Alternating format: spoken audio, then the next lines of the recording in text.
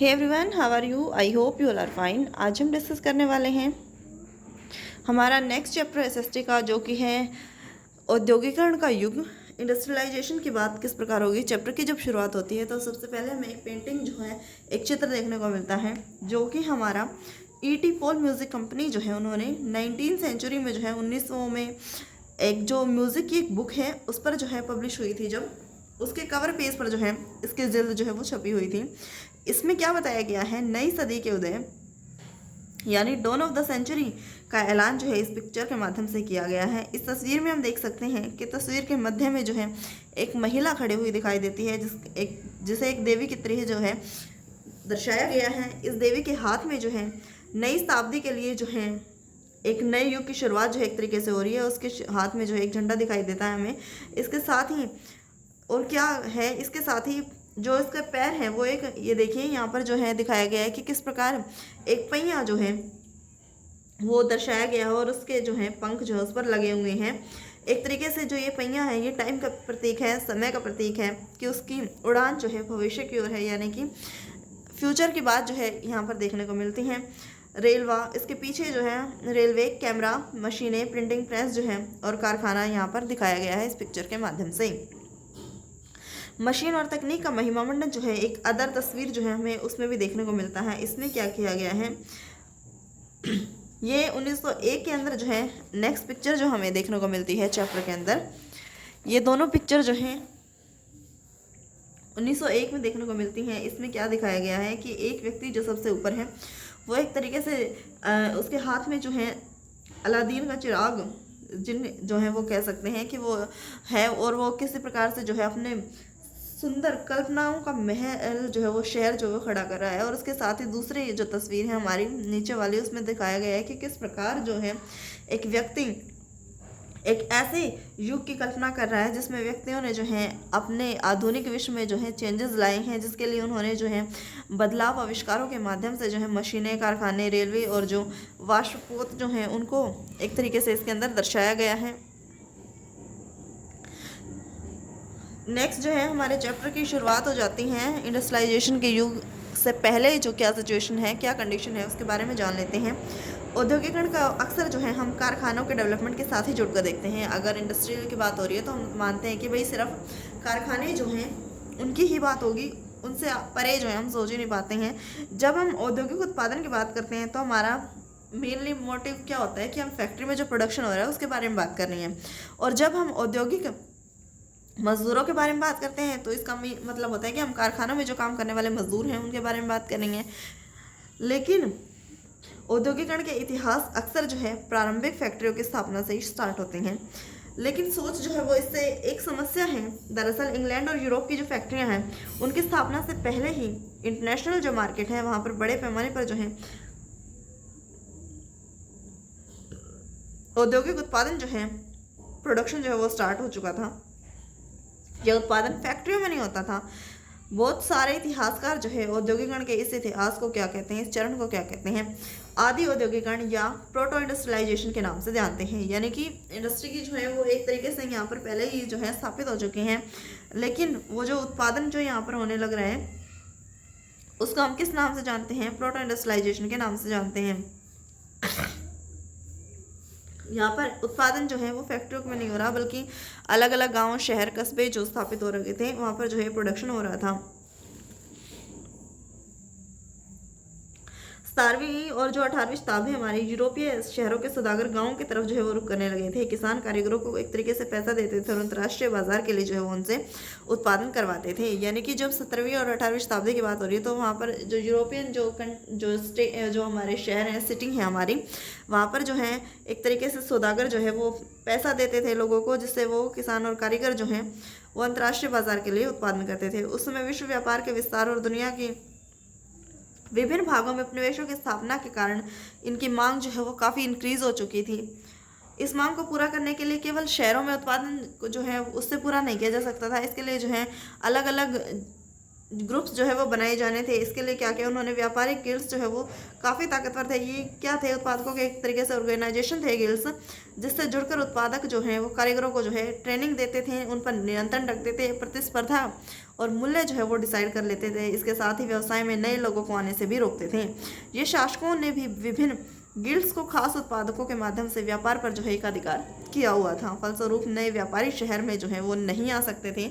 इसलिए नए व्यापारी जब यहाँ पर आए हैं तो उन्होंने गाँवों का रुख किया है, क्योंकि शहर में तो जो है गिल्ड्स थे वो एक तरीके से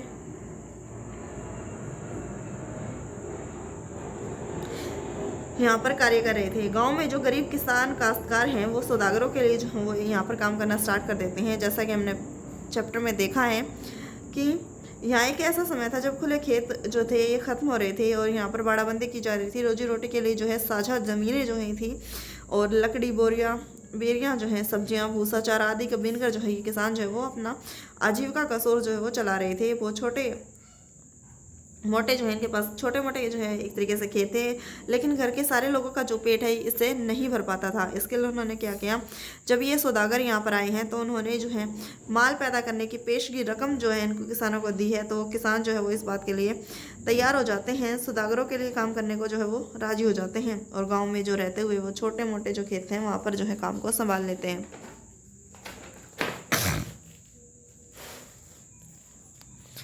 इस आदि औद्योगिक उत्पादन से होने वाले आमदनी ने खेती के कारण जो है सिमटी आय जो है उसको बड़ा सहारा दिया है। अब पूरे परिवार के श्रम संसाधनों का इस्तेमाल को भी जो है मौका मिल गया है। यानी कि एक तरीके से पहले तो जो है जो गिल्ड्स यहाँ पर बना लिए जाते थे शहरों में, वहाँ पर केवल इनका एकाधिकार जो है वो स्थापित हो चुका था। नए व्यापारी जब नए सौदागर जो यहाँ पर आए हैं तो उन्होंने जो है गाँव के जो किसान हैं उनकी जो है उनको पैसे दिए और उनके फसल जो है इंटरनेशनल मार्केट के लिए जो है वो तैयार करवा रही हैं।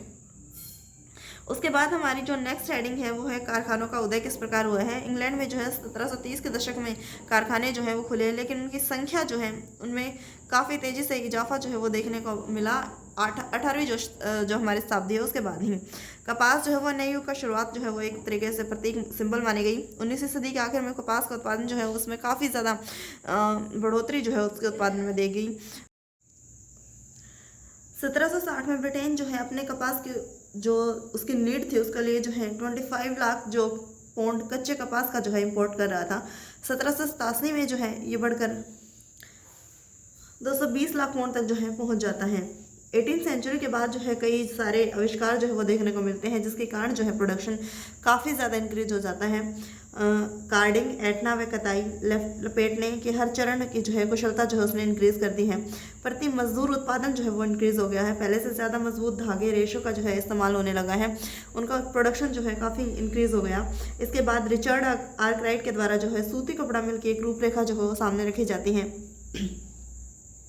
अभी तक कपड़ा उत्पादन जो था वो केवल गांव तक ही जो फैला था, देहात एरिया में था, लेकिन अभी इसको जो है काफ़ी ज़्यादा शहरों में भी जो है उसको इम्पोर्टेंस मिलने लगी है। ये काम जो है अपने अपने घरों में लोग करते थे गाँव में ही, लेकिन अब नई महंगी मशीनें खरीद कर जो है इन्हें कारखानों में लगाया जा सकता था। कारखाने में सारी प्रक्रियाएं जो है वो एक छत के नीचे जो है वो एक मालिक के हाथ में आ गई थी। इसके चलते जो है उत्पादन प्रक्रिया पर निगरानी, गुणवत्ता का ध्यान रखना और मजदूरों पर जो है नज़र रखना जो है वो ईजी हो गया था। जब तक उत्पादन गांव में हो रहा था तब तक ये सारे काम जो है वो संभव नहीं थे। यानी पहले जो उत्पादन होता था वो बेसिकली सारा गांव में ही होता था, लेकिन अब जो है इसको शिफ्ट कर दिया गया है। यहाँ पर जो है इंडस्ट्रीज़ लगा दी गई है, कारखाने जो है यहाँ पर स्थापित कर दिए गए हैं। इसमें जो है नई नई मशीनें जो हैं वो लगा दी गई हैं, जिसके माध्यम से जो है वो कार्य की गति जो है वो भी तेज़ हो गई है। और इसके साथ ही जो आम मजदूर हैं उन पर निगरानी रखना और उसके उत्पादन की प्रक्रिया को जो है एक तरीके से गुणवत्ता भी जो है, क्वालिटी जो है वो उसकी इंक्रीज हो गई है। 19वीं सदी की शुरुआत में कारखाने जो है इंग्लैंड के भूदृश्य का जो है एक अभिन्न अंग बन चुके थे। नए कारखाने इतने विशाल और नई टेक्नोलॉजी का यूज जब इतनी बड़ी संख्या में देखने को मिला तो वहाँ लोगों की जो आंखें हैं वो एक तरीके से चौंधिया गई। लोगों का ध्यान जो है कारखानों पर टिका रहता था। वे इस बात को मानो भूल ही नहीं पाते थे कि उनकी आंखों से ओझल गलियां, वर्कशॉप में अभी जो है उत्पादन चालू है। औद्योगिक परिवर्तन की रफ्तार किस प्रकार हुई, औद्योगिकरण की प्रक्रिया जो है कितनी तेज़ थी, इसका क्या मतलब है। फैक्ट्री के उद्योगों के विकास तक क्या ये औद्योगिकरण जो था वो फैक्ट्री के विकास तक ही सीमित रहा। फर्स्ट है हमारा जो सूती कपड़ा उद्योग था, कपास उद्योग था, ब्रिटेन के सबसे फलते फूलते उद्योग माने जाते थे। तेज़ी से जो है कपास का जो है यहाँ पर उत्पादन बढ़ा। 1840 के दशक तक जो है औद्योगिकरण के पहले चरण में सबसे बड़ा उद्योग बनकर उभर कर जो है ये सामने आया है। इसके बाद लोहा और स्टील उद्योग भी जो है वो इसमें आगे निकल गए हैं। 1840 के दशक में इंग्लैंड जो है 1860 तक जो है उसके उपनिवेश जितने भी थे वहाँ पर रेलवे लाइन जो है उन्होंने बिछा दी है।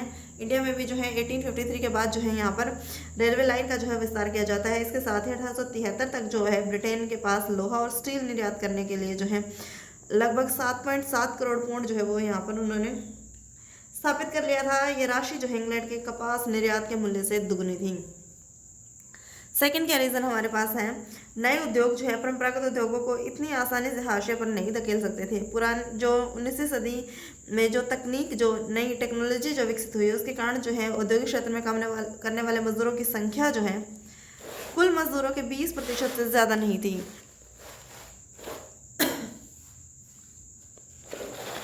कपड़ा उद्योग एक गतिशील उद्योग था, लेकिन इसके उत्पादन का बड़ा हिस्सा कारखानों में नहीं बल्कि घरेलू इकाइयों में होता था।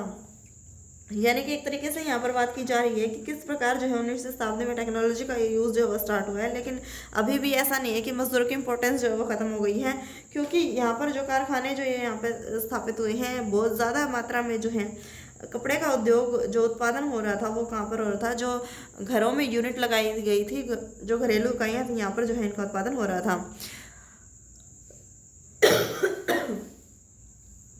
यद्यपि परंपरागत उद्योगों में परिवर्तन की गति भाप से चलने वाले सूती और धातु उद्योगों से जो है वो नहीं मापी जा सकती थी एक तरीके से, लेकिन ये परंपरागत उद्योग पूरी तरह से ठहराव की अवस्था में भी नहीं थे। लेकिन इसमें बात की है कि किस प्रकार नई टेक्नोलॉजी जब आई है तो इसका मतलब ये नहीं है कि जो हमारी जो एंशिएंट टाइम में जो परंपरागत उद्योग थे वो हमारे कि वो बिल्कुल उन्होंने काम करना बंद कर दिया, ऐसे बिल्कुल नहीं है। उनमें कोई ठहराव की अवस्था भी जो है देखने को नहीं मिली है। खाद्य प्रसंस्करण, निर्माण, पोट्री, कांच के कार्य, चर्म शोधन, फर्नीचर उद्योग और जो औजार के उत्पादन जैसे बहुत सारे गैर मशीनरी कार्य जो थे उनमें तरक्की हो रही थी, उनमें वृद्धि आई थी। वह मुख्य रूप से जो है साधारण और छोटे छोटे आविष्कारों का ही परिणाम था। टेक्नोलॉजी में जब धीरे धीरे परिवर्तन आ रहे थे तो औद्योगिक परिदृश्य पर ये बदलाव नाटकीय रूप से तेजी से जो है वो देखने को नहीं मिले हैं। नई तकनीक महंगी थी, कॉस्टली थी ये काफ़ी ज़्यादा। सौदागर और व्यापारी जो है वो इसका इस्तेमाल करने से पहले जो है काफ़ी ज़्यादा सोचना पड़ता था। मशीनें अक्सर जो है वो ख़राब हो जाती थी और इन मशीनों के जो है मरम्मत पर काफ़ी खर्चा जो है वो इनको उठाना पड़ता था। वे इतनी अच्छी भी नहीं थी जितना आविष्कारों और निर्माताओं के द्वारा दावा किया गया था। यानी कि जो नई टेक्नोलॉजी जो मशीनें उन्होंने डेवलप की हैं उसमें जो है कहीं ना कहीं खामी रह गई है। वो उनके यूजर्स के बहुत सारे जो हैं वो डिमेरिट्स भी देखने को मिले, ख़राब हो जाती थी ये मशीनें जो थी, मरम्मत में काफ़ी ज़्यादा खर्चा आता था।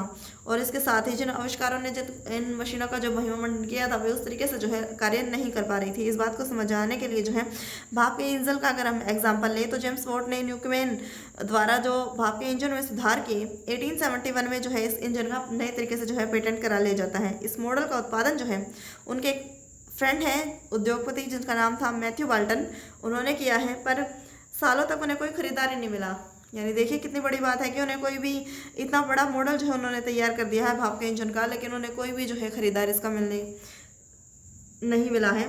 19वीं सेंचुरी की शुरुआत तक जो है इंग्लैंड में भाप के सिर्फ 21 इंजन थे। इनमें से 80 जो थे 321 इंजन थे। इनमें से 80 इंजन जो है वो सूती उद्योगों में और बाकी 9 इंजन जो है उद्योगों में, बाकी खनन, नहर निर्माण और लोक कार्यों में इस्तेमाल इनका प्रयोग जो है वो किया जा रहा था। किसी उद्योग में भाप के इंजनों का इस्तेमाल काफ़ी समय तक नहीं हुआ। यानी मजदूरों में उत्पादन क्षमता को बढ़ाने की संभावना वाली जो प्रौद्योगिकी है, टेक्नोलॉजी है, उसमें उद्योगपति जो है वो हिचकिचा रहे थे। यानी कि काफ़ी बड़े लेवल पर जो है इनका प्रोडक्शन तो स्टार्ट हो गया है, ये मशीनें जो है वो बना ली गई हैं, लेकिन कहीं ना कहीं जो उद्योगपति हैं वो इसका इस्तेमाल करने में झिझक रहे थे, हिचकिचा रहे थे। अब इतिहासकार इस बात को मानने लगे कि 19वीं सदी के मध्य का औसत मजदूर जो है मशीनों पर काम करने वाला नहीं बल्कि परंपरागत कारीगर और मजदूर ही होता था।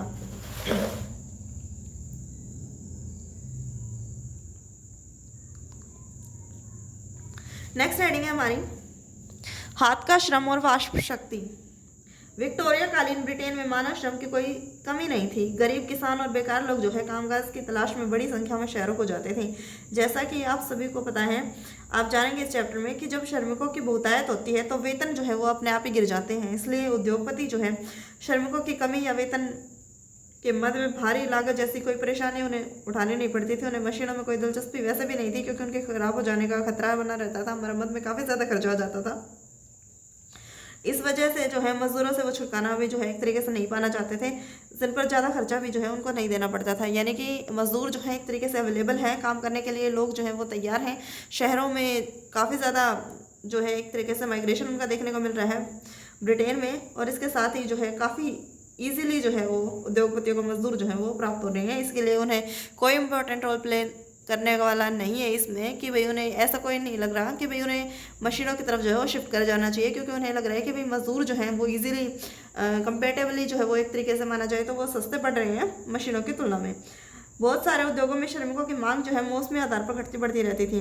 गैस घर और जो शराब खाने थे, वहाँ पर सर्दी का जब मौसम होता तो यहाँ पर अच्छा कार्य होता था, तो इस टाइम पीरियड पर क्या है जो लेबर है उसकी डिमांड भी ज़्यादा हो जाती थी ओबियसली। इस दौरान उन्हें ज़्यादा मजदूरों की आवश्यकता पड़ती थी। क्रिसमस के समय जो है वो बुक बाइंडरों और प्रिंटरों को भी जो है दिसंबर से पहले अतिरिक्त मजदूरों की दरकार जो है वो रहती थी। तो ऐसा एक तरीके से देखा जाए तो मौसम के आधार पर जो है ये काफ़ी ज़्यादा चेंजेस जो है यहाँ पर देखने को मिल रहे हैं। बहुत सारे उत्पाद केवल जो है यहाँ पर हाथ से तैयार किए जाते थे। मशीनों से जो एक से ज़्यादा किस्म के जो उत्पाद जो है यहाँ बड़ी संख्या में जो है वो बनाए जाते थे, लेकिन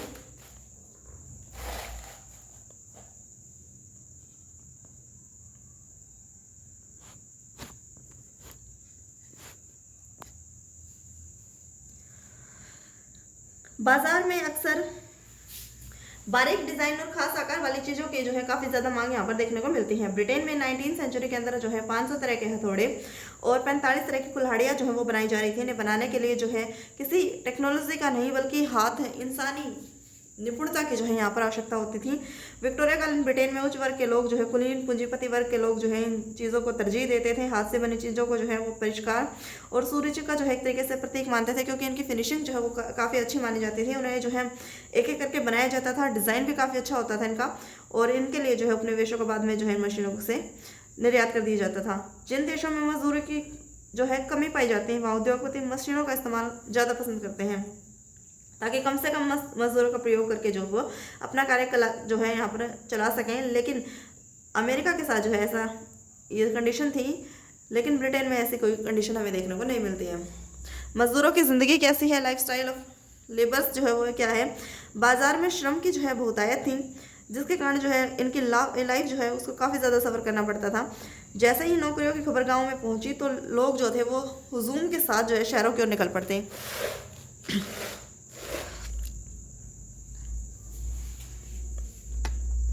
नौकरी मिलने की संभावना, यारी दोस्ती कुनबे की जान पहचान का फ़ायदा उठाकर जो है यहाँ पर जो कारखाने में अगर किसी व्यक्ति का कोई रिश्तेदार लगा हुआ है तो उसके लिए जॉब मिलना जो है वो काफ़ी ज़्यादा इजी हो जाता था बाकी लोगों की तुलना में, जिनका जो है ऐसे सामाजिक लोगों के साथ कोई भी संपर्क नहीं था। ये लोग जो है रोज़गार चाहने वालों को जो है काफ़ी लंबे टाइम पीरियड तक भी जो है वो इंतज़ार करना पड़ता था। वे पुलों के नीचे जो है, जैसा कि अभी भी इंडिया में देखने को मिलता है कि लोग जो है रैन बसेरा में जो है वो रातें यहाँ पर काटते थे। बेरोजगार जो है वो शहर में बने निजी रैन बसेरे जो यहाँ पर बनाए जाते हैं, यहाँ पर जो है रहते थे। बहुत सारे निर्धन जो है कानून विभाग द्वारा चलाए गए अस्थायी जो रैन बसेरे हैं उनकी बात हो रही है यहाँ पर। बहुत सारे उद्योगों में मौसमी काम की वजह से कामगारों के बीच जो है बहुत लंबे समय तक इनको खाली बैठना पड़ता था। काम का सीजन गुजर जाने के बाद गरीब जो है दोबारा सड़क पर आ जाते थे। जाड़ों के बाद जो है वो एक तरीके से यहाँ पर जहाँ भी काम मिलता वहाँ पर चले जाते। शहरों से जो है वो छोटा मोटा काम ढूंढने के लिए वो यहाँ से शिफ्ट कर जाते थे। 19वीं सेंचुरी की जब शुरुआत हो जाती है तो वेतन में जो है कुछ सुधार देखने को मिलता है, लेकिन इससे मजदूरों की कंडीशन जो है वो काफ़ी ज़्यादा नहीं बदल पाती हैं। उस आंकड़ों से जो है अलग अलग व्यवसाय में आने वाले फ़र्क साल दर साल जो है वो चेंजेस होते रहते हैं इसमें। मिसाल के तौर पर अगर देखा जाए तो जब लंबे नेपोलियन युद्धों के दौरान जो है वो कीमतें इंक्रीज हुई तो मजदूरों की आय के जो है वास्तविक मूल्य में काफ़ी ज़्यादा कमी देखने को मिली। जितना उन्हें वेतन मिलता था अब उसमें भारी कमी जो है वो दर्ज की जाती है। अब वेतन नहीं मिल रहा है उनको, काफ़ी ज़्यादा कम जो है वो प्रदान किया जा रहा है। उससे पहले जितनी चीज़ें वो खरीद पाते थे अब उनके चीज़ें जो है वो उतनी नहीं खरीद पा रहे। रोज़गार की अवधि भी जो है इंपॉर्टेंट रोल प्ले करती हैं। मजदूरों की औसत दैनिक आय जो है वो इसी से डिसाइड होती थी कि उन्होंने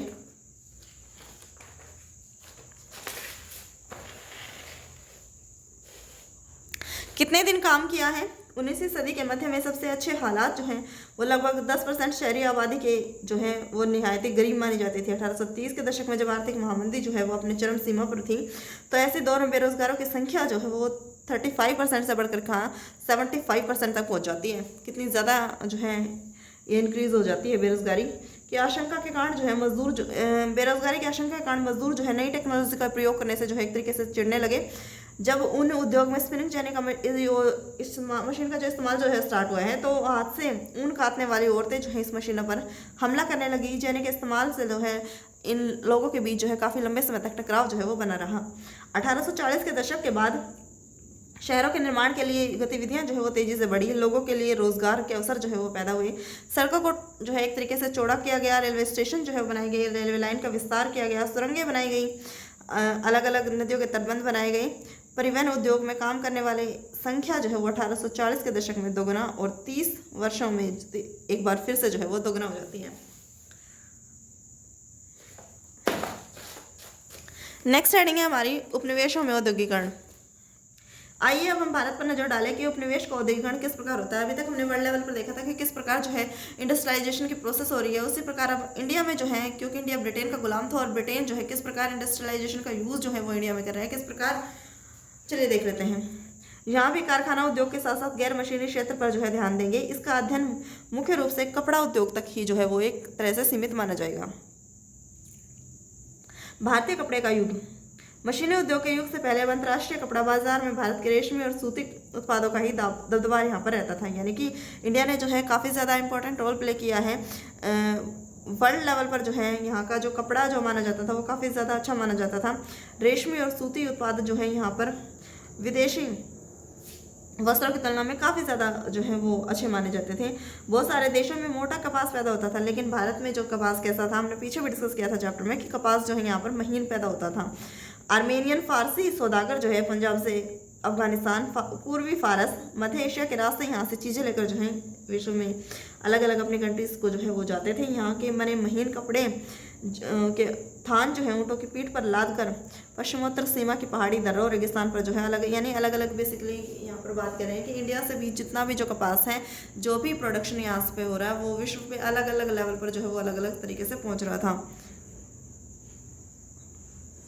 लेकिन बाद में कंडीशन क्या होती है, निर्यात व्यापार के इस नेटवर्क में बहुत सारे भारतीय व्यापारी और बैंकर जो है वो सक्रिय थे। इन्होंने बहुत सारा पैसा जो है यहाँ पर लगाया था। वो बहुत सारी ऐसी चीज़ें यहाँ पर लेकर आते थे जिससे निर्यातक भी जो है यहाँ पर पहुँचते थे। माल भेजने वाले आपूर्ति सौदागरों के जरिए जो है ये बंदरगाह नगर के भीतरी इलाकों तक आ जाते थे। ये सौदागर जो थे उनको पेशगी देते थे, बुनकर जो है यहाँ से तैयार कपड़ा खरीद लेते थे और बंदरगाह पर जो है पहुँचा देते थे, जहाँ बड़े बड़े जहाज मालिक और निर्यात व्यापारियों की दलाल जो है वो कीमत पर मोल भाव करते थे और एक तरीके से उनका उत्पादन जो है वो खरीद लिया जाता था। यहाँ से वो माल जो है अपना बेच देते थे। लेकिन 1750 के बाद जो है कंडीशन सामने आई है। यहाँ पर जो भारतीय सौदागर जो है इनका नेटवर्क जो है वो एक तरीके से टूटने लगता है। यूरोपीय कंपनियों की ताकत जो है वो लगातार बढ़ती जा रही थी। उन्होंने पहले स्थानीय दरबारों के से कई तरह की रियायतें जो है वो हासिल कर ली, जैसा कि ब्रिटिश कंपनी ने जो था मुगलों से जो है यहाँ पर परमिशन ली कि किस प्रकार जो है वो यहाँ पर व्यापारिक कोठी जो है स्थापित की जाए। व्यापारिक अपने केंद्र जो है स्थापित करने के लिए उन्होंने लगातार प्रयास किए। स्थानीय दरबारों में यहाँ से उन्होंने छूट प्राप्त कर ली। उसके बाद व्यापार पर जो है इजारेदारी जो व्यवस्था थी यहाँ पर एकाधिकार स्थापित कर लिया। सूरत, हुगली जो यहाँ के पुराने फेमस बंदरगाह माने जाते थे वो अब एक तरीके से कमज़ोर पड़ने लगे। इन बंदरगाहों से निर्यात में होने वाला जो है एक तरीके से कमी आई। पहले जिस कर्जे से व्यापार चलता था एक तरह से वो ख़त्म हो गया। धीरे धीरे स्थानीय बैंकर जो है वो दिवालिया हो गए। इसके साथ ही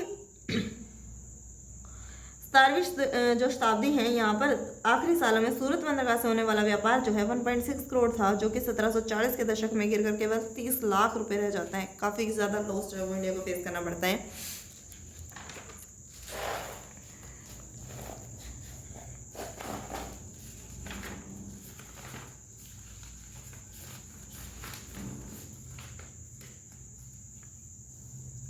सूरत व हुगली जो है वो एक तरीके से कमज़ोर पड़ने लगे और मुंबई कलकत्ता की स्थिति में जो है सुधार देखने को मिला। पुरानी बंदरगाहों की जगह नई बंदरगाहें जो हैं उनको औपनिवेशिक सत्ता की बढ़ती ताकत का जो है वो एक तरीके से संकेत दे रहे थे। नई बंदरगाहों के जरिए होने वाला व्यापार जो है यूरोपीय कंपनियों के नियंत्रण में था, यानी एक तरीके से ब्रिटिश ईस्ट इंडिया कंपनी जो है वो यहाँ पर अपना पूर्ण आधिपत्य स्थापित करने में जो है वो कामयाब हो जाती हैं। यूरोपीय जहाज़ों के जरिए जो है यहाँ पर व्यापार किया जाता था। बहुत सारे पुराने व्यापारिक घराने जो हैं ढह चुके थे। जो बचे रहना चाहते थे उन्हें भी यूरोपीय कंपनियों के नियंत्रण वाले नेटवर्क में काम करने के अलावा उनके पास कोई ऑप्शन जो है वो नहीं बचा था। नेक्स्ट हेडिंग हमारी बुनकरों का क्या हुआ। 1760 के दशक में ईस्ट इंडिया कंपनी की सत्ता के सुदृढ़ीकरण की शुरुआत में भारत में कपड़ा निर्यात में जो है गिरावट नहीं आई। ब्रिटिश कपास उद्योग अभी फैलना शुरू नहीं हुआ था। यूरोप में भारी जो है भारतीय कपड़े जो है उनकी काफ़ी ज़्यादा डिमांड देखने को मिलती है, इसलिए कंपनी भी जो है भारत से होने वाले कपड़े के निर्यात की जो है और एक तरीके से उनको फैलाना चाहती थी ताकि उनसे ज़्यादा से ज़्यादा प्रॉफिट जो है वो इंडिया से कमाया जा सके।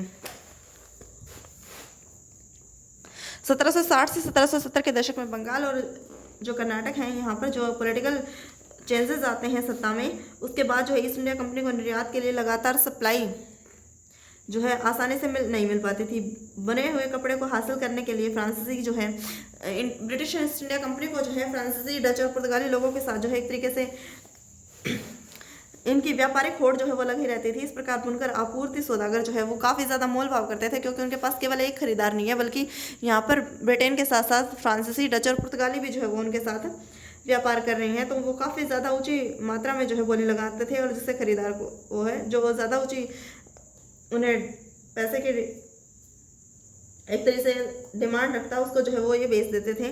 लंदन भेजे गए अपने पत्र में कंपनी के अफसरों ने आपूर्ति में मुश्किल में फंसे दामों का जो है बार बार जिक्र किया है। लेकिन एक बार ईस्ट इंडिया कंपनी की राजनीतिक सत्ता जब यहाँ पर स्थापित हो जाती है तो कंपनी का जो है यहाँ पर व्यवसाय पर जो व्यापार है पूरी तरह से एकाधिकार स्थापित हो जाता है, जिसके कारण जो है प्रतिस्पर्धा पूरी तरह से समाप्त हो जाती है। फ्रांसीसी, डच और पुर्तगाली जो है एक तरीके से इससे बाहर हो जाते हैं। लागतों पर अंकुश रखने और कपास से बनी चीज़ों पर नियमित आपूर्ति सुनिश्चित करने के लिए जो है एक नई व्यवस्था यहाँ पर लागू की जाती है, जिसे अलग अलग चरणों में जो है बांटा गया है। फर्स्ट है हमारा, कंपनी ने कपड़ा व्यापार में सक्रिय जो व्यापारी और दलाल थे उनको एक तरीके से ख़त्म करने का कार्य किया। बुनकरों पर ज़्यादा जो है डायरेक्ट कंट्रोल करने का यहाँ पर प्रयास किया गया।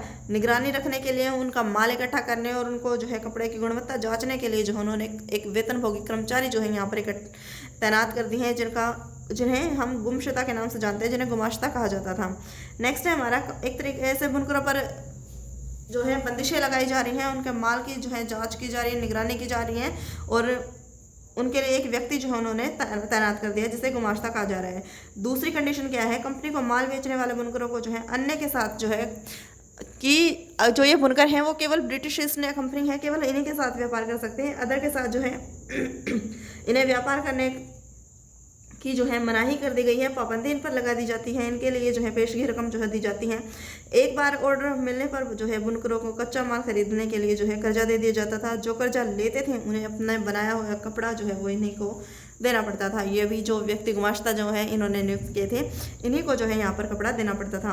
उसे वे किसी और व्यापारी को नहीं बेच सकते थे। इस तरीके से पूरी तरह से बंदिश लगा दी गई है कि जो ये कपड़ा ये तैयार करेंगे वो नियंत्रण में होगा। गुमाश्ता का जो है वो इनकी देखरेख में जो कुछ है सारा कार्य होगा और वही व्यक्ति जो है वो इसे खरीदेगा। किसी अदर के साथ जो है कोई भी कॉन्ट्रैक्ट ये साइन नहीं कर सकते हैं। जैसे जैसे कर्ज यहाँ से मिलते जा रहे थे, महीन कपड़े की मांग जो है यहाँ पर काफ़ी ज़्यादा बढ़ गई। ज़्यादा कमाई की आस में बुनकरों ने जो है पेशगी जो रकम ये गुमाश्ता प्रदान कर रहे थे, कंपनी दे रही थी, उसको जो है एक्सेप्ट कर लिया। बहुत सारे बुनकरों के पास जो छोटे छोटे पट्टे थे वे जहाँ पर खेती करते थे, उन्होंने परिवार की ज़रूरतें जो है यहाँ पूरी कर लेते थे। वे अब इस ज़मीन को भाड़े पर देकर जो है बुनकरी का कार्य करने लगे। अब पूरा परिवार जो है यही कार्य करने लगा। बच्चे और औरतें भी जो हैं इस तरह के कार्य जो है करने लगी। लेकिन जल्दी बहुत सारे बुनकरों में गाँव में जो है बुनकर और जो गुमाश्ता जो इन ब्रिटिश कंपनी के द्वारा नियुक्त किए गए थे, इनके बीच जो है टकराव की खबरें जो है वो लगातार सामने आने लगे। इससे पहले आपूर्ति सौदागर जो है अक्सर गांव में ही रहते थे और जो बुनकर थे उनसे काफ़ी अच्छे संबंध थे, निजी ताल्लुकात थे, नज़दीकी ताल्लुकात थे। एक तरीके से वे बुनकरों की ज़रूरतों का जो है वो ख्याल करते थे, संकट के समय उनकी जो है मदद भी करते थे। लेकिन ब्रिटिश ईस्ट इंडिया कंपनी ने जो ये व्यक्ति बिठाए हैं, ये जो है नए व्यक्ति हैं, बाहर के लोग हैं, उनका गांव से पुराना सामाजिक कोई भी रिलेशन नहीं है। ये एक तरीके से अहंकारपूर्ण व्यवहार जो है, दमपूर्ण व्यवहार इन लोगों के साथ करते थे। सिपाही और चपरासियों को जो है अपने साथ लेकर आते थे और तैयार माल को जो है यहाँ से लेकर चले जाते थे। तैयार माल अगर नहीं मिलता था तो ऐसी स्थिति में जो है बुनकरों को जो है सजा दी जाती थी, उन्हें पीटा जाता था और उनके साथ जो है अभद्र व्यवहार किया जाता था, उन्हें कोड़े बरसाए जाते थे उन पर। अब बुनकर जो है न तो मोल भाव कर सकते थे, न ही किसी को माल बेच सकते थे। तो ऐसे कंडीशन में क्या है, कंपनी से जो भी कीमत मिलती थी उन्हें जो है उसी के सहारे रहना पड़ता था। कर्नाटक और बंगाल में बहुत सारे स्थानीय स्थानों पर जो है बुनकर जो है गांव छोड़कर वो है शहरों के और जो है पलायन करने लगे, या जहाँ पर कहीं पर भी उनके रिश्तेदार आदर जो उनके रिलेटिव जो रहते थे वहाँ पर जो है वो जाने लगे और करगा का कार्य जो है वो गांव में ही स्टार्ट कर दिया। कई स्थानों पर कंपनी और अफसरों का जो है विरोध देखने को मिला। गांव के व्यापारियों के साथ मिलकर बुनकरों ने जो है वो एक तरीके से बगावत कर दी। कुछ समय बाद सारे बुनकरों का कर्जा लौटाने से जो है इनकार कर दिया जाता है। उन्होंने जो है अपने कर्जे जो है वो एक तरीके से बंद कर दिए और खेतों में मजदूरी करनी स्टार्ट कर दी हैं। 19वीं सदी के आते आते कपास बुनकरों के सामने नई समस्याएं जो है वो पैदा हो जाती हैं। भारत में मैनचेस्टर का आना 1772 में जब ईस्ट इंडिया कंपनी के अफसर हेनरी पतला को जो है ने कहा था कि भारतीय कपड़े की मांग जो है वो कभी कम नहीं हो सकती, क्योंकि दुनिया के किसी देश के में इतना अच्छा माल नहीं बनता। लेकिन हम देखते हैं कि 19वीं सेंचुरी के अंदर जो है भारत के कपड़े में काफ़ी ज़्यादा गिरावट देखने को मिली है, जो लंबे समय तक जारी रही। 1811 से 12 में सूती माल का हिस्सा जो है वो 33% से घटकर 51 में जो है केवल 3% रह जाता है। यानी कि यहाँ पर एक जो फेमस ईस्ट इंडिया कंपनी के अफसर हैं वो कह रहे हैं कि इंडिया का कपड़े से जो है वो किसी का कंपैरिजन नहीं हो सकता। इंडिया का कपड़ा काफ़ी ज़्यादा जो है क्वालिटी में बहुत ज़्यादा अच्छा होता था कि विश्व की कोई भी देश जो है वो यहाँ पर उसका सामना नहीं कर पाता था। लेकिन एक खराब स्थिति यहाँ पर उत्पन्न हो जाती है कि यहाँ पर काफ़ी ज़्यादा परसेंटेज में जो है निर्यात जो है वो इंडिया का घट जाता है, जो 33 से घटकर जो है वो केवल 3% पर आ जाता है। ऐसा क्यों हुआ, इसके रीज़न क्या थे, चलिए देख लेते हैं। जब इंग्लैंड में कपास उद्योग विकसित हुआ तो वहाँ के उद्योगपति दूसरे देशों के साथ आयात को लेकर परेशान दिखाई देने लगे। उन्होंने सरकार पर दबाव डाला कि जो बाहर की कंट्री से जो भी आयात किया जा रहा है कपास, वहाँ पर जो है वो एक तरीके से आयात शुल्क जो है वसूल किया जाए, जिससे मैनचेस्टर में बने कपड़े जो हैं वो बाहरी प्रतिस्पर्धा के बिना जो है इंग्लैंड में आराम से बिक सके। यानी कि वो जो ब्रिटेन का जो कपास उत्पन्न हो रहा है, कपास का जो ब्रिटेन में उत्पादन हो रहा है उसको जो है प्रमोट करने की बात एक तरीके से की जा रही है। आयात शुल्क लगाकर जो इंडिया का जो कपास है उसको एक तरीके से रोकने की कोशिश जो है यहाँ पर की जा रही है। तो ईस्ट इंडिया कंपनी पर दबाव डाला गया कि वह ब्रिटिश कपड़ों को भारतीय बाजार में भी बेचे। एक और तो वो डिमांड करे कि यहाँ पर उनके टैक्स जो है वो इंक्रीज कर दिया जाए, और दूसरी ओर ये डिमांड की जा रही है कि जो कपड़ा ब्रिटेन में बनाया जाएगा उसे इंडिया में लेकर जो है बेचा जाए, ताकि काफ़ी ज़्यादा आर्थिक विकास जो है वो ब्रिटेन का हो सके। तो ऐसे कंडीशन में क्या है, 18वीं सदी के आखिर तक जो है नाटकीय बदलाव यहाँ पर देखने को मिलते हैं। भारत का उत्पादकों का जो निर्यात था वो कम हो जाता है, केवल न के बराबर ही रह जाता है। 1850 तक आते आते सूती का आयात भारतीय आयात में 31% हो चुका था। 1870 तक जो है केवल 50% आ जाता है। इस प्रकार भारत में कपड़ा बुनकरों के साथ दो समस्याएं थी। उनका निर्यात बाजार डह गया था और स्थानीय बाजार जो है एक तरीके से सिकुड़ने लग गया था। स्थानीय बाजार में मैनचेस्टर के खरीदे हुए मालों की जो है वो काफ़ी ज़्यादा भरमार थी। कम लागत पर मशीन में जो है ये बनाए जाते थे, इनकी लागत जो है वो कम होती थी, ये सस्ते होते थे, जिसके कारण जो है इंडियन लोग जो है वो इन्हें खरीद लेते थे और बुनकर जो है वो इनका मुकाबला नहीं कर पाते थे। ऐसी स्थिति में जो है इंडिया में काफ़ी ज़्यादा गिरावट दर्ज होती है। 1860 के दशक में बुनकरों के सामने नई समस्या खड़ी हो गई, उन्हें अच्छी कपास जो है मिलनी बंद हो गई। जब अमेरिका गृह युद्ध हुआ तो अमेरिका से कपास की जो आयात था वो पूरी तरीके से बंद कर दिया गया, तो ब्रिटेन भारत से कच्चा माल मंगाने लगा। भारत से कच्चे कपास को जो है निर्यात में वृद्धि कर कीमतें जो है आसमान छूने लगी।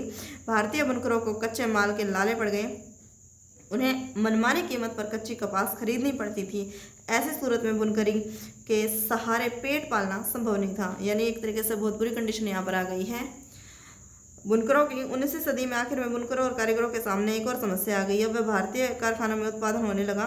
बाजार की जो मशीनें थी उनसे चीज़ों से अलग एक तरीके से ऐसे में उद्योग जो है किस प्रकार कायम रह सकते थे।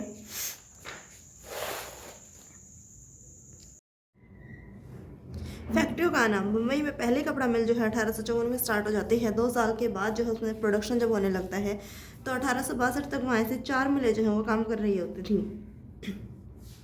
उसमें 94,000 तकलियाँ और 2,150 जो है कर गए थे। उसी समय बंगाल में जूट मिलें जो है वो स्थापित होने लगी। वहाँ देश में पहली जूट मिल जो है 1855 में स्थापित हुई। उसके बाद दूसरी 7 साल बाद 1862 में। नेक्स्ट हेडिंग है हमारी वहाँ जो है उत्तरी भारत में अलीगढ़ मिल जो है वो 1860 के दशक में कानपुर में खोली जाती है। इसके बाद जो है अहमदाबाद में पहली कपड़ा मिल स्टार्ट हो जाती है। 1874 तक मद्रास में भी पहली कताई और बुनाई मिल खुल चुकी थी। यानी एक तरीके से देखिए फैक्ट्रियाँ इंडस्ट्रीज जो है वो यहाँ पर स्टार्ट हो गई है, कपड़ा मिल जो है लगनी स्टार्ट हो गई है। मुंबई, कलकत्ता, कानपुर, बंगाल में जो है सभी इलाकों में यहाँ पर जो है ये स्टार्ट हो गई हैं। नेक्स्ट हेडिंग है हमारी प्रारंभिक उद्यमी। देश के विभिन्न भागों में तरह तरह के लोग जो है वो उद्योग धंधे लगा रहे थे। आइए देखिए ये लोग कौन थे। बहुत सारे व्यावसायिक ग्रुप जो हैं वो इतिहास चीन के साथ व्यापार में जो है सदियों से चला आ रहा था। यानी इंडिया के लोग जो है काफ़ी लंबे समय से जो है वो चीन के साथ व्यापार करते आ रहे थे। जैसा कि पिछले साल की किताब में हमने पढ़ा था, 18वीं सदी के आखिर से ही अंग्रेज जो है भारतीय जो अफीम जो है उसका निर्यात जो है चीन को करने लगे थे। उसके बदले में चीन से जो है वो चाय खरीदते थे जो इंग्लैंड चली जाती थी। इस व्यापार से बहुत सारे भारतीय कारोबारी सहायक की हैसियत में पहुंच गए। कुछ जो इंडियन कारोबारी थे उन्हें भी जो इससे फ़ायदा मिला। वे पैसा जो है प्रोवाइड करवाते थे और उसकी आपूर्ति सुनिश्चित करते थे। माल को जहाज़ों में लाद कर रवाना कर दिया जाता था। व्यापार से पैसा कमाने के बाद उनमें से कुछ व्यवसायी भारत में जो है इंडस्ट्रीज स्थापित करना चाहते थे। बंगाल में द्वारकानाथ टैगोर ने चीन के साथ व्यापार करके काफ़ी ज़्यादा प्रॉफिट जो है कमाया है, काफ़ी ज़्यादा पैसा उन्होंने अर्न किया है। इसके साथ ही वे उद्योगों में निवेश करने लगे। 1830 से 40 के दशकों में उन्होंने 6 संयुक्त उद्यम जो हैं वो लगाए। 6 जो है एक प्रकार से कंपनी जो है वो स्थापित कर ली है। 1840 के दशक में आई व्यावसायिक जो संकट है उसके साथ साथ टैगोर के उद्यम भी जो है वो एक तरीके से बंद हो जाते हैं। लेकिन 19वीं सदी में चीन के साथ व्यापार करने वाले बहुत सारे व्यवसायी जो हैं वो सफल उद्योगपति भी साबित हुए हैं। कुछ लोगों को जो है यहाँ पर चीन के साथ व्यापार करके काफ़ी ज़्यादा प्रॉफिट भी जो है मिला है। मुंबई में जो डेनिशा पैटेट है, आगे चलकर देश में विशाल औद्योगिक साम्राज्य स्थापित करने वाले जमशेदजी टाटा जो हैं जैसे पारसियों ने आंशिक रूप से चीन को निर्यात करके इंग्लैंड को कच्ची कपास का निर्यात करके पैसा जो है वो कमा लिया था। 1917 में जो है कलकत्ता में देश की पहली जूट मिल लगाने वाले मारवाड़ी व्यवसायी सेठ हुकुमचंद ने भी चीन के साथ व्यापार किया था। यही काम प्रसिद्ध उद्योगपति जो है जीडी बिरला और के पिता और उनके दादा ने भी किया था। एक प्रकार से जो चीन के साथ व्यापार करके जो है काफ़ी जो उद्यमी हैं उनको नुकसान भी उठाना पड़ा, तो कुछ ने जो है काफ़ी ज़्यादा फ़ायदा लिया और जिसके कारण जो है इंडिया में और ज़्यादा इंडस्ट्री जो है वो स्थापित हो पाई है। इसमें अलग अलग नाम जो है हमारे सामने वर्कर सामने आते हैं, जिसमें हुकुमचंद, जीडी बिरला और इसके साथ ही जमशेदजी टाटा जो हैं वो उल्लेखनीय नाम रहे हैं। नेक्स्ट हेडिंग हमारी पूंजी इकट्ठा करने के लिए अन्य व्यापारिक नेटवर्कों का जो है वो सहारा लिया गया। मद्रास से कुछ सौदागर बर्मा से व्यापार करते थे, जबकि कुछ के मध्य पूर्व व पूर्वी अफ्रीका से संबंध थे। इनके अलावा कुछ वाणिज्यिक ग्रुप्स और भी थे जिन्होंने जो है विदेश व्यापार से, लेकिन वो डायरेक्टली जो है वो जुड़े हुए नहीं थे। वे भारत से ही व्यवसाय जो है वो चला रहे थे। एक माल को दूसरी जगह पर ले जाते थे, सूद पर जो है वो पैसा देते थे, एक तरीके से ब्याज पर जो है वो पैसा देने का कार्य कर रहे थे। एक शहर से दूसरे शहर में जो है वो पैसे का पहुंचाते थे, व्यापारियों को पैसा देते थे। जब उद्योग थे, इंडस्ट्रीज जो थी, उसमें निवेश के अवसर आए तो उन्होंने बहुत सारी फैक्ट्रियां भी जो है वो यहाँ पर स्थापित कर ली थी। जैसे भारतीय व्यापार पर औपनिवेशिक शिकंजा कसता चला गया, वैसे वैसे भारतीय व्यवसायियों के लिए जगह जो है वो सिकुड़ती चली गई। एक तरीके से जब ब्रिटिश गवर्नमेंट यहाँ पर स्थापित हुई है, वैसे ही जो है इंडियन के जो व्यवसायी हैं, उद्योग धंधे हैं, उनमें काफ़ी गिरावट जो है वो दर्ज की गई। उन्हें अपने कच्चे माल को जो है यूरोप में तैयार बेचने से जो है एक तरीके से रोक दिया जाता है। अब वे मुख्य रूप से कच्चे माल, अनाज, अफीम, गेहूं और नील का ही जो है निर्यात कर पाते थे, जिनकी अंग्रेज़ों को ज़रूरत थी। धीरे धीरे उन्होंने जहाज़रानी व्यवसाय से भी जो है बाहर धकेल दिया जाता है। जब फर्स्ट वर्ल्ड वॉर था तो यूरोपीय जो एजेंसियां थी वो भारतीय उद्योग के विशाल क्षेत्र पर जो है नियंत्रण कर रही थी। इसमें बर्ड हिगलर्स कंपनी, एंड्रू ह्यूल और जार्डिन स्किनर कंपनियां जो है वो सबसे बड़ी कंपनियां मानी जाती थी। ये एजेंसियां जो है वो पूंजी को जुटाती थी और यहाँ पर जो है संयुक्त रूप से उद्यम जो है वो एक तरीके से स्थापित करती थी। उनका प्रबंधन भी जो है वो संभालती थी। ये फाइनेंस जो है उपलब्ध करवाते थे इन्वेस्टमेंट के लिए, और व्यवसाय के लिए जो है डिसीजन का कार्य जो है वो यूरोपियन एजेंसी ही लेती थी। यूरोपीय व्यापारी जो है उद्योगपतियों के अपने वाणिज्यिक परिसंघ जो है यहाँ पर बने होते थे, जिन्हें भारतीय जो व्यवसायी हैं उन्हें शामिल नहीं किया जाता था। नेक्स्ट हेडिंग है हमारी, मजदूर कहाँ से आई। फैक्ट्रियाँ होंगी तो मजदूर भी होंगे, ऑब्वियसली बात है। फैक्ट्रियों के विस्तार के कारण मजदूरों की मांग जो है वो एक तरीके से बढ़ने लग जाती है। 1901 में जो है इंडिया में इंडस्ट्री जब स्थापित हो रही थी तब 5,84,000 मजदूर जो है यहाँ पर कार्य कर रहे थे। 1946 तक जो है ये संख्या इंक्रीज हो जाती है, 24,36,000 तक पहुँच जाती है। ये मजदूर कहाँ से आए बेसिकली, ज़्यादातर जो इंडस्ट्रीज यहाँ पर स्थापित हुई वहाँ पर मजदूर जो है वो आसपास के इलाकों से ही आ जाते थे। जिन किसानों कारीगरों को गांव में काम नहीं मिलता था वे औद्योगिक केंद्रों की तरफ जाने लगते हैं। 1911 में मुंबई के सूती कपड़ा मिल में काम करने वाले 50% से ज़्यादा मजदूर जो हैं वो रत्नागिरी जो महाराष्ट्र में है यहाँ से जो है आए थे। कानपुर के जो मिल थे वो ज़्यादातर कानपुर के गाँव से ही आते थे। मिल मजदूर जो है अपने बीज बचाव के लिए जो गांव थे उनके वहाँ से ये आते थे। इसके साथ ही वे फसलों की कटाई और त्यौहार के समय जो है गांव लौट जाते थे। यानी कि एक तरीके से जो है मजदूर है ये कहाँ से आ रहे हैं, ये बेसिकली जो इनके आसपास के इलाके थे, गांव थे, वहीं से जो है वो यहाँ पर आ रहे थे। इसके साथ ही जब फसलों की कटाई और त्यौहार का सीज़न स्टार्ट होता तो ये वापस जो है वो गांव में लौट जाते थे। बाद में नए कामों की जब खबर फैली तो दूर दूर से भी लोग जो है यहाँ पर आने के लिए कार्य करने लगे। उदाहरण के लिए संयुक्त प्रांत के लोग जो है मुंबई के कपड़ा मिलों और कलकत्ता में जूट में काम करने के लिए जो है लोग यहाँ पर पहुँच रहे थे।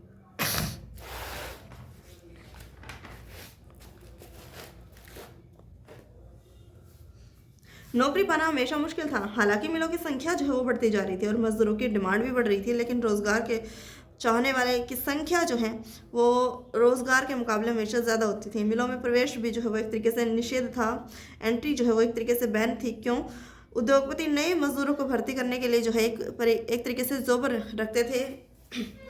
ये व्यक्ति जो है कोई पुराना विश्वास कर्मचारी होता था जो अपने ही गांव से जो है लोगों को लाता था, उन्हें काम का भरोसा देता और शहर में रहने के लिए जो है उनकी हेल्प करता, मुसीबत के समय पैसे जो है प्रोवाइड करवाता।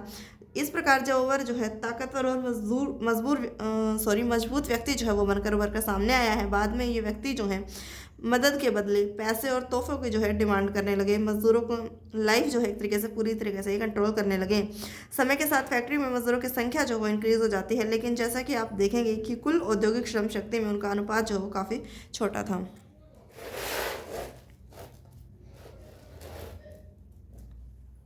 औद्योगिक विकास का अनूठापन। भारत में औद्योगिक उत्पादन पर वर्चस्व रखने वाली यूरोपीय जो एजेंसियां हैं खास तरह के उत्पादकों में ही उत्पाद जो थे प्रोडक्ट जो थे उनमें ही दिलचस्पी रख रही थी ये जो कंपनियां थी। इसके साथ ही उन्होंने औपनिवेशिक सरकार से सस्ती कीमत पर ज़मीन लेकर चाय व कॉफ़ी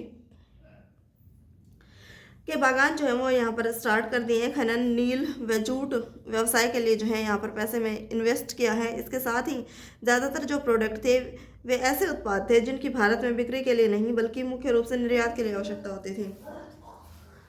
19वीं सदी के आखिर में जब भारतीय व्यवसायी उद्योग लगाने लगे तो उन्होंने भारतीय बाजार में मैनचेस्टर की बनी चीज़ों से प्रतिस्पर्धा नहीं की। भारत में आने वाले ब्रिटिश माल में धागा जो है वो अच्छा नहीं होता था, इसलिए भारत के शुरुआती सूती मिलों में कपड़े के बजाय मोटे सूती धागे ही बनाए जाते थे। जब धागे का आयात किया जाता था वह हमेशा ही बेहतर किस्म का होता था। भारतीय कताई मिलों में बनने वाले धागे का भारत के हथकरघा बुनकर जो है वो इस्तेमाल करते थे और उनको चीन को निर्यात कर दिया जाता था।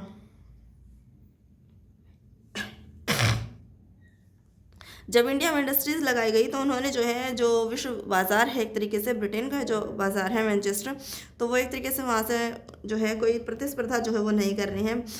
भारत आने वाला ब्रिटिश जो माल है वो जो धागा ब्रिटिशर्स जो यूज़ कर रहे हैं वो एक तरीके से अच्छा नहीं माना जाता था, बल्कि जो इंडिया में जो धागा जो था वो काफ़ी अच्छा जो है वो इस्तेमाल किया जाता था, जिसके कारण जो है उसकी डिमांड भी काफ़ी ज़्यादा रहती थी और कताई मिल जो हथकरघा उद्योग जो थे वो बनकर जो है उसका इस्तेमाल करते थे और चीन को भी जो है एक्सपोर्ट करने का कार्य कर रहे थे।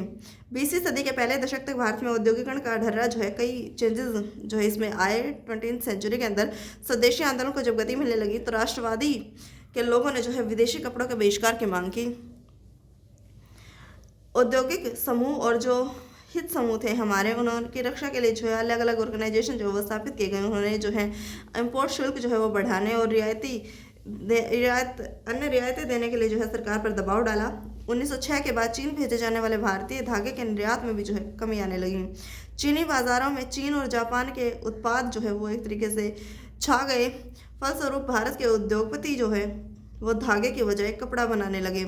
1900 से 1912 के दौरान भारत में सूती कपड़े का उत्पादन जो है वो दोगुना हो गया। पहले विश्व युद्ध तक औद्योगिक विकास जो है वो पूरी तरह से एक तरह धीमा देखने को मिला। युद्ध ने बिल्कुल नई स्थिति जो है यहाँ पर पैदा कर दी। ब्रिटिश कारखाने सेना की ज़रूरतों को पूरा करने के लिए युद्ध संबंधी उत्पादन में ही व्यस्त थे। ब्रिटिशर्स जो थे वो यहाँ पर, क्योंकि वो युद्ध में इंक्लूड थे, तो इसलिए सबसे ज़्यादा प्रोडक्शन जो है वो केवल हथियारों का ही कर रहे थे। युद्ध संबंधी ज़रूरतें जो है वो यही इनका उत्पादन कर रहे थे। इसलिए भारत में मैनचेस्टर के माल का आयात जो है वो कम हो गया। भारतीय बाजारों को जो है रातों रात एक देसी बाजार जो है वो प्रोवाइड हो गया।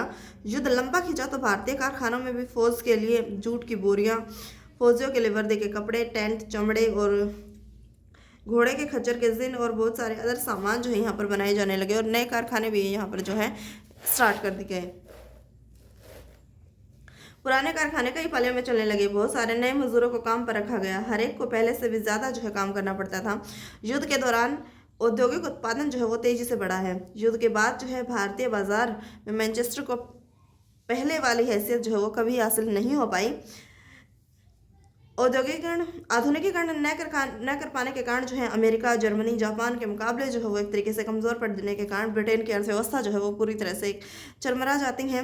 कपास का प्रोडक्शन कम रह जाता है। ब्रिटेन से होने वाले सूती कपड़े के निर्यात में ज़बरदस्त गिरावट आती है। उपनिवेशों में विदेशी उत्पादों को हटाकर स्थानीय उद्योगपति ने जो है घरेलू बाजार पर कब्जा कर लिया और धीरे धीरे अपनी पकड़ जो है वो मजबूत बना ली है। यानी कि जब ये युद्ध छिड़ा हुआ है तो एक तरीके से यहाँ पर मॉडर्नाइजेशन काफ़ी ज़्यादा देखने को ब्रिटेन में नहीं मिलता है, जिसके कारण जो है अमेरिका, जर्मनी और जापान जो है वो यहाँ पर काफ़ी ज़्यादा कड़ी टक्कर जो है वो देते हैं ब्रिटेन को और उसके साथ ही ब्रिटेन की अर्थव्यवस्था जो है वो काफ़ी ज़्यादा बुरी कंडीशन में आ जाती है। कपास का प्रोडक्शन भी कम हो जाता है और उसके साथ ही सूती कपड़ा जो ब्रिटेन निर्यात कर रहा था उसमें भी काफ़ी ज़्यादा गिरावट जो है वो दर्ज की जाती है। युद्ध में उलझा होने के कारण जो ब्रिटेन के औपनिवेशिक जो राष्ट्र थे वहाँ पर काफ़ी ज़्यादा प्रोडक्शन जो है वो स्टार्ट हो जाता है और उद्योगपति जो है वो घरेलू बाजार पर एक तरीके से अपनी पकड़ को मजबूत बना लेते हैं। लघु उद्योगों की बहुतायत। हालांकि युद्ध के बाद फैक्ट्री उद्योगों में लगातार इजाफा हुआ, लेकिन अर्थव्यवस्था में विशाल उद्योगों का हिस्सा बहुत छोटा होता था। उनमें से ज़्यादातर जो है 1911 में 67% बंगाल और बम्बई में स्थित थे। बाकी पूरे देश में छोटे स्तर पर जो है उत्पादन का दबदबा ही रहा।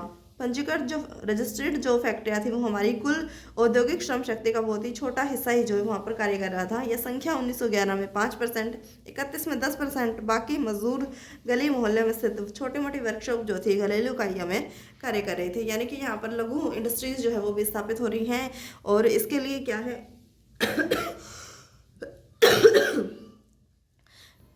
बड़े बड़े शहरों से लेकर छोटे छोटे जो हमारे एरिया है वहाँ पर भी जो है गली मोहल्ले में भी जो छोटी मोटी वर्कशॉप जो है या यूनिट जो है यहाँ पर लगा दी जाती हैं।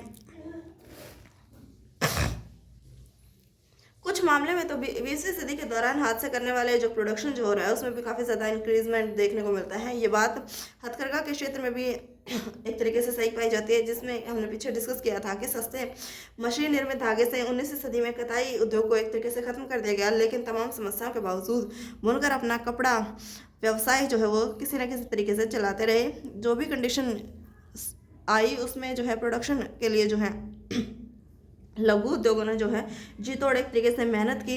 20वीं सदी में हथकरघा में पुनः जो कपड़े का उत्पादन जो है वो लगातार सुधरता रहा। 1900 से 1940 के दौरान जो है प्रोडक्शन 3 गुना हो गया। इसके पीछे रीज़न क्या थे, ऐसा कैसे हुआ? इसके पीछे आंशिक रूप से टेक्नोलॉजी जो है वो सबसे ज़्यादा इंपॉर्टेंट रोल प्ले किया। अगर लागत में सबसे ज़्यादा इजाफा न हो तो उत्पादन बढ़ सकता था। हाथ से काम करने वाले कि नई तकनीक अपनाने में कोई ज़्यादा परेशानी जो है वो नहीं हुई। इसलिए 20वीं सदी के दशक में ऐसे बुनकरों को हम देखते हैं जो फ्लाई स्टल वाले कर्गों का जो है प्रयोग कर रहे थे। इससे जो कामगार के जो प्रोडक्शन जो है उसमें काफ़ी ज़्यादा इम्प्रूवमेंट हुई, प्रोडक्शन तेज़ी गति से हुआ। श्रम की मांग जो है वो भी एक तरीके से कम हो गई। 1941 में इंडिया में 35% से ज़्यादा हथकरघा जो उद्योग थे वहाँ पर फ्लाइंग शटल जो मशीनें जो आविष्कार पे हो रहे थे वो जो है यहाँ मशीनें यूज़ करने लगे। त्रावणकोर, मद्रास, मैसूर, कोचीन, बंगाल आदि क्षेत्रों में तो ऐसे हथकरघे 70 to 80% जो है वो थे। इसके अलावा छोटे छोटे सुधार जो उसमें और ज़्यादा किए गए, जिससे बुनकरों को जो है अपनी उत्पादकता बढ़ाने और मिलों को एक तरीके से मुकाबला करने में काफ़ी ज़्यादा हेल्प मिली। मिलों के साथ प्रतिस्पर्धा कर पाने के लिए मामले में कुछ बुनकर जो है औरों से बेहतर स्थिति में थे। बुनकरों ने अपना छोटा मोटा कपड़ा जो है वो बनाते थे, महीन जो कुछ मोटा बनाते थे, कुछ महीन किस्म का। मोटे कपड़े का मुख्य रूप से गरीब जो है वो उसके डिमांड करते थे, उसको खरीद पाते थे, क्योंकि उसकी डिमांड में जो है काफ़ी ज़्यादा उतार चढ़ाव देखने को मिलते थे। खराब फसल होने के कारण अकाल के समय ग्रामीण जो है उनके पास जब खाने के लिए जो है वो कुछ पर्याप्त साधन नहीं होते और नकद आय के साधन भी खत्म हो जाते, तो वो कपड़ा जो है वो नहीं खरीद पाते थे। बेहतर किस्म की कपड़े की मांग खाते पीते तबके में जो है वो ज़्यादा होती थी, उसमें जो है उतार चढ़ाव देखने को कम मिलते थे। तो ऐसे यानी कि एक तरीके से जो मोटा कपड़ा हमने डिस्कस किया है वो बेसिकली